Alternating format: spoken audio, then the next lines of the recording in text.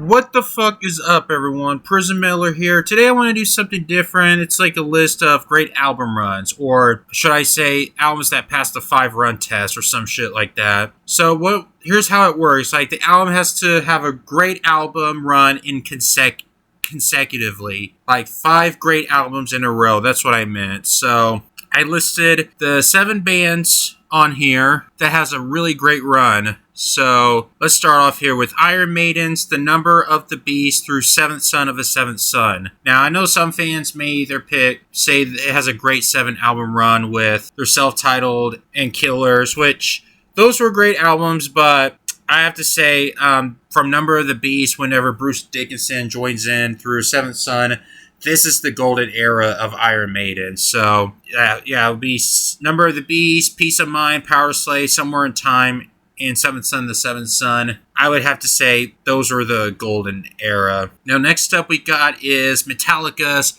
From Kill 'Em All to the Black Album. Those are easily the golden era of Metallica. You know, my most favorite from Metallica would easily be Ride the Lightning. That's definitely their best album. I know most people would say Master of Puppets is their best, but Master of Puppets would be at number 2 for me. Ride the Lightning is at number 1.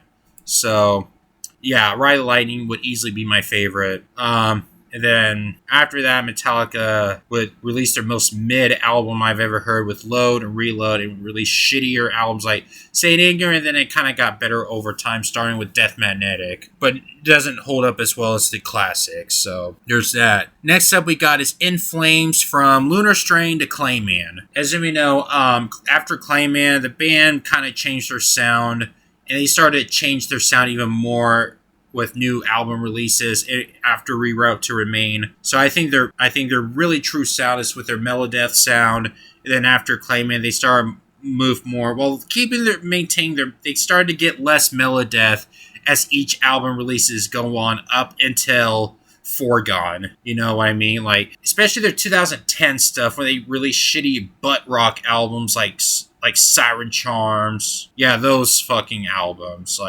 But anyways, In Flames, those classic albums are flat out amazing. They are easily the biggest influential band in the Melodeath. I would easily say they're the most popular one in the genre. I mean, The Just Race is easily my favorite album by In Flames, and I'm pretty sure most In Flames fans would easily say that. So, yeah, In Flames definitely belongs there. Now, next one we got is Slayer, from Show No Mercy to Seasons in the Abyss. I would say Slayer's discography is pretty much the same with Metallica. Like anything after Season in the Abyss, the band kind of went downhill, and then it kind of went up to bit. Now, as for my favorite, and most fans will easily say that Reign of Blood is easily Slayer's best album, and I would strongly agree with that. But, however, I know most fans would say Diabolus and Musica is their least favorite. My least favorite would be their last album, Repentless. I would say that's their worst album. I mean, I don't really hate Diabolus as much as other people do. I thought the album was okay. It's not as terrible as many people say it is. I mean, yeah, it has more like a new metal sound to it, but it's at least it's consistent. But yeah, I would have to say Slayer has a 5-album run. Alright, next up we got is the Dillinger Escape Plan, from Calculate Infinity to One of Us is the Killer. Now, Dillinger Escape Plan, they're a mathcore band. They have a really great 5-album run. My favorite would be Irie Works. They have a really great discography. There's not one bad album. Even their last album, I think is good, but it's their worst album. But it's a solid listen. Yeah, I mean, Calculating Infinity, Miss Machine, amazing fucking record. So I would definitely have to put in there. Next one is more like a classic rock band, and we got is Rush, from 2112 to Moving Pictures. Rush has a really great discography, all 19 of them. Easily my favorite classic rock band of all time, or my favorite prog rock band of all time, Rush. From 2112 to Moving Pictures, amazing fucking stuff. Permanent Waves, 2112, I would easily say is my favorite Rush album. Like, that is such an incredible record. 2112 is by far their best album, and I'm pretty sure most fans will say the same thing. So yeah, I would have to put Rush on here. And last but not least would be Black Sabbath, from Paranoid to Sabotage. Now, I know this what most people would say it's more like a 6 album run with their self-titled. But don't get me wrong, self-titled is great, but I think the albums after that are better. You know what I mean? Like I think the albums from Paranoid to Sabotage are better, and they got some really great stuff. Sabotage, Master of Reality, I would probably say is now my favorite Black Sabbath record. We got Volume 4 and Sabbath Blaze Sabbath.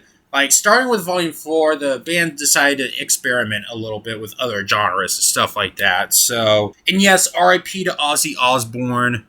But yeah, really great run here. So, that is my band list for 5 great album runs. Which band do you think they had a 5 great album run? Let me know in the comments. So yeah, guys, this is pretty much it. I hope you guys enjoyed it. Subscribe for more content, and I'll see you guys next time.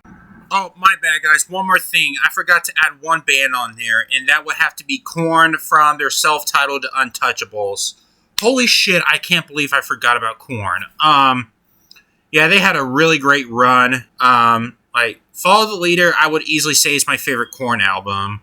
And then after that, I know a few may say they had a great 6 album run by putting Take a Look in the Mirror. I would have to say Take a Look in the Mirror would be my least favorite Korn album in the original timeline. From what I've read, Jonathan Davis and Brian Head Welch claimed this to be Korn's worst album, and I strongly disagree with that. Like, from what I read, Jonathan said the album was extremely rushed.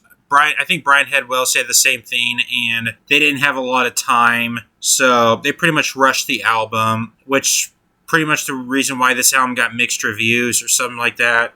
But as for me, no, I don't think it's their worst album. Their worst album would easily be The Path of Totality. I would easily say that's their worst record. Yeah, I mean, Korn in the 90s is easily my shit back then. So, yeah, I can't believe I forgot to put Korn on there. But anyways, guys, that is it for real this time. I hope you guys enjoyed it, and I'll see you guys next time.